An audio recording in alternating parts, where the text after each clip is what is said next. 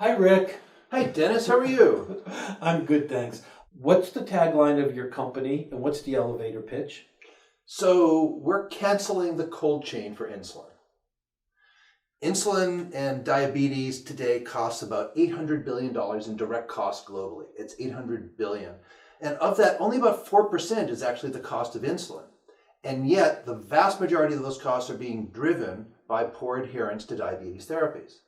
So there's huge leverage with this little tiny sliver of insulin over the rest of the cost of caring for and getting good outcomes in diabetes. We're about fixing the insulin so that people adhere to therapy better and we get better outcomes and lower costs for people with diabetes. I want to know a little bit about you, and we're going to go into that. But tell me a little bit about how did you get into this adventure of Thermalin? Well, I got a call a while back from an old college roommate of mine. Whoa. And he calls me up and said, Rick, I've invented this insulin that is going to be so stable it will never need to be refrigerated. We started talking about the problems of insulin.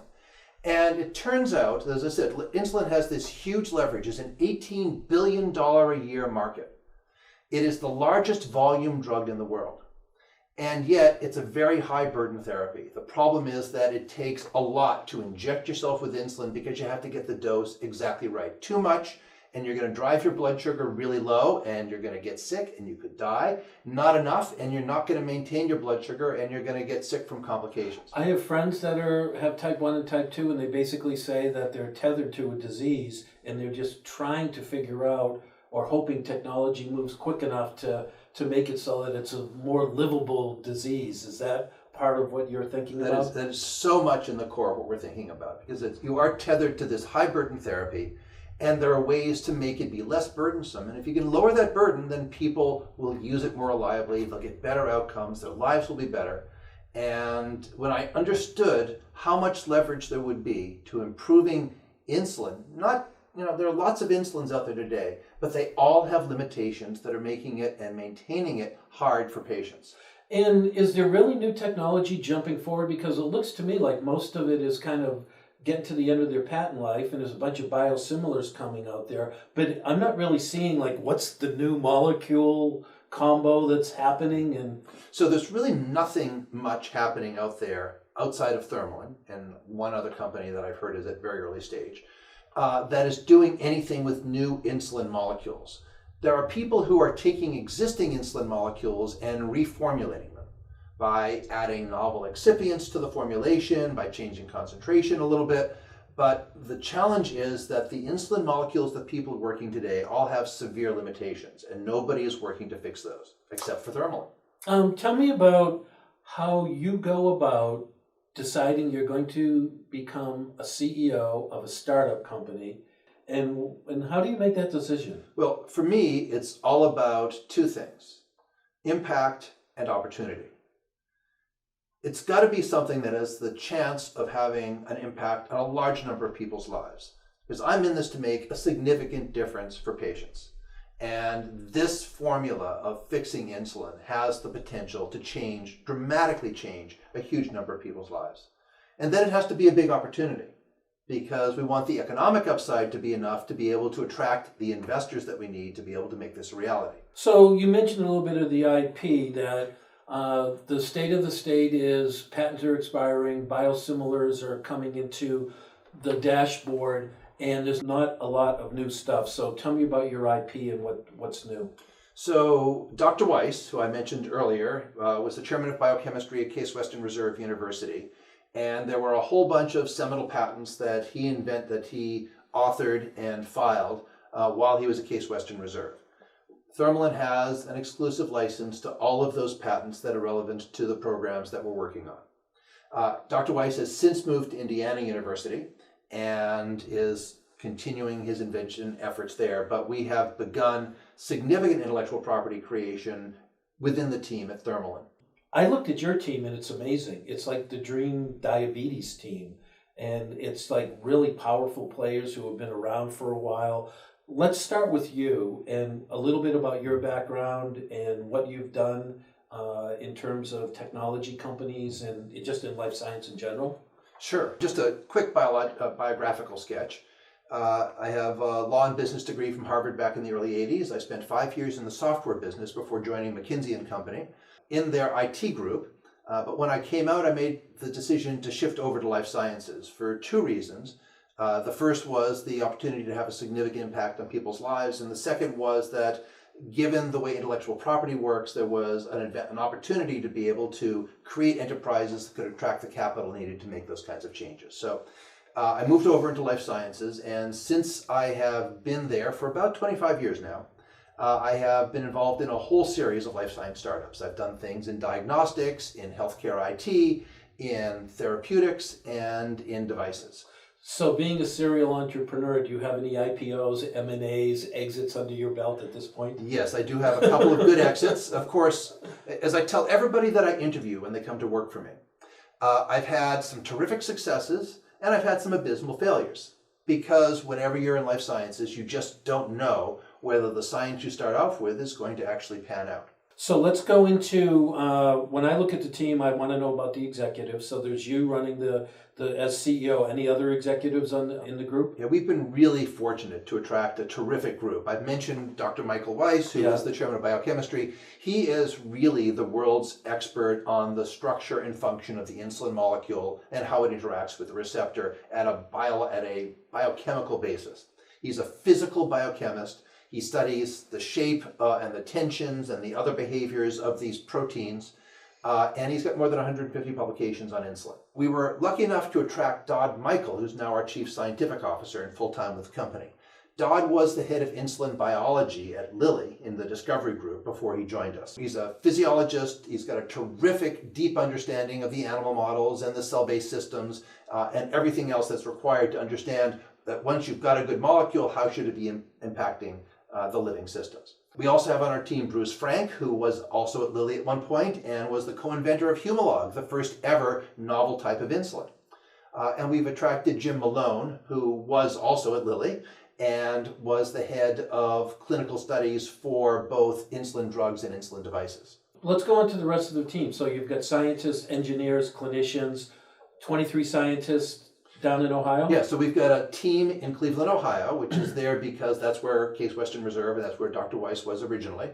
And we've built up the capacity now to be able to make 6 novel protein therapeutics every week. We've got fermentation capacity, purification capacity, and we also have the ability to do both biological and biophysical assays to assess the performance of these drugs. And then separately, we built up a team that's able to run large animal and small animal studies as part of these assessments. This obviously applies directly to insulin, but also to other protein therapeutics, which are in our pipeline just at an earlier stage. So it sounds like you've got a platform technology, and so that begs the question, with a platform technology, when you're trying to go raise money, if you go after the platform investors, you limit yourself to just a small group of pharma folks that are looking for diabetes development platforms. And then you can choose to pick 2 lead or 3 leads or 1 lead to go and get that funded. Which way have you gone? Well, we have a platform that will allow us to do protein engineering to optimize a variety of existing and novel protein therapeutics, both in diabetes and potentially beyond. We are focused on delivering specific solutions for specific problems. And so in our pipeline and our focus for this round of financing are 2 what we call no refrigeration insulins. These are insulins that can completely avoid the cold chain, which is why our tagline is cancel the cold chain. Around the world, the cold chain is expensive and unreliable. Well, I imagine in Asia and other warm parts of the world that don't have the type of refrigeration capacity that other places do, that they still have diabetes, and then that's a major problem in solving that you need to solve. Right. Well, there's a global pandemic of diabetes. And people in many parts of the world who have diabetes and need insulin will bury their insulin in the ground to keep it cool during the day so that it doesn't spoil. So it's a huge problem in those areas. But of course, what we also have to be concerned about is not only solving those important problems, but where are the big markets for this? Right. And even in big markets, and I'll walk through a couple of them, let's talk about China. Right. So China is a huge market with a dramatically growing population of people with diabetes, both type 1 and type 2. And the challenge in China is that they only have about 30% of the cold chain capacity they need to be able to deliver the insulin that they need to serve the patients.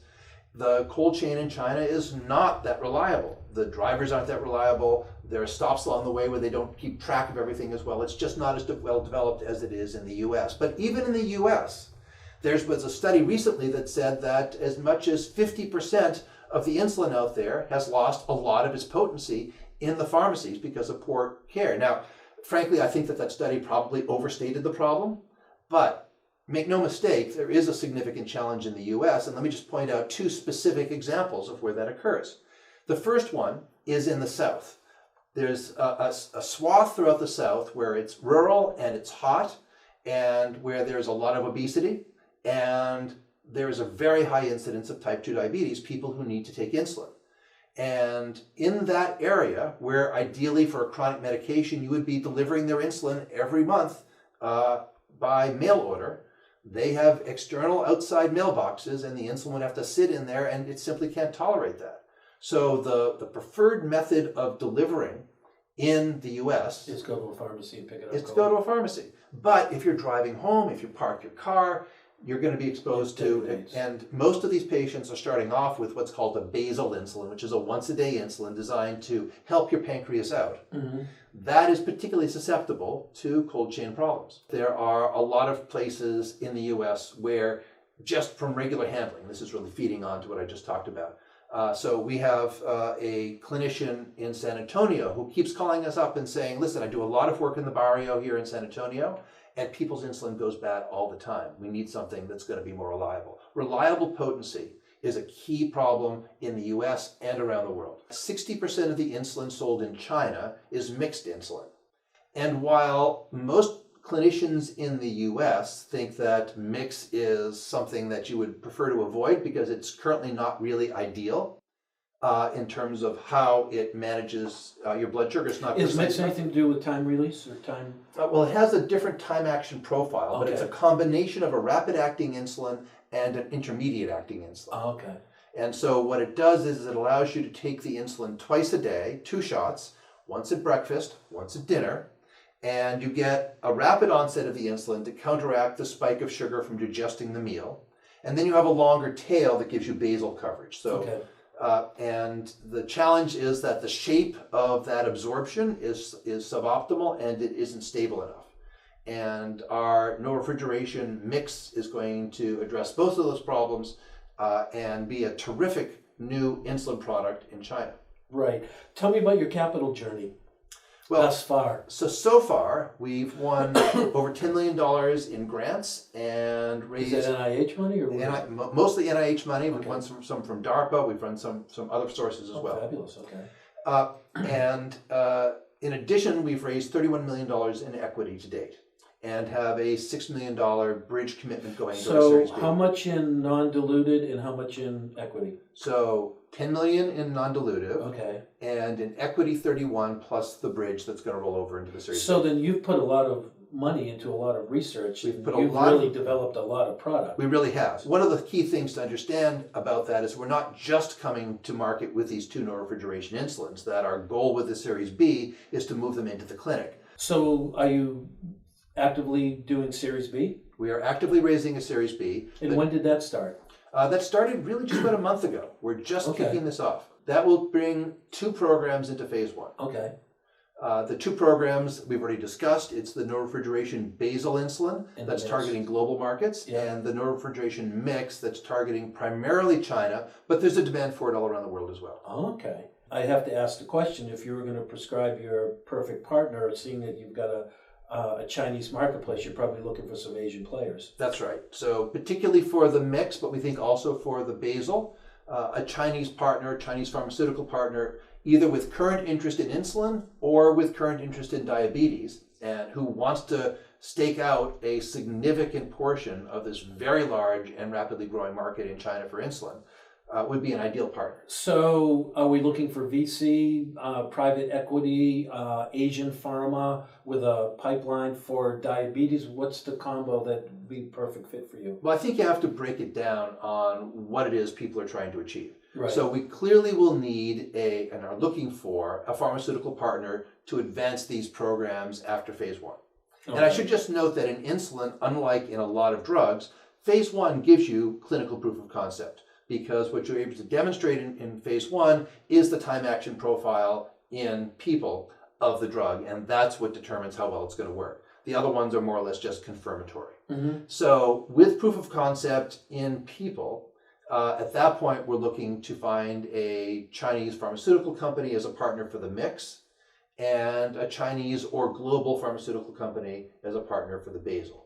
Okay. Now, to get from here to there, Right. Here's two. We need to secure our Series B financing. Right. And ideally for that, we're looking for an investor based in China or in Asia, because of the tremendous market opportunity in China or in Asia, Right. who can help us to get that deal done, but who also understands the market well enough that they can be a good and insightful. So it sounds like 2 Asian Pharma and a PE for your. It's 25 million. Is that correct? We're looking. It's a $25 million Series B. There will be some participation from existing investors. We're looking for a lead, either an Asian investment firm or a United States or European investment firm who recognizes the global opportunity.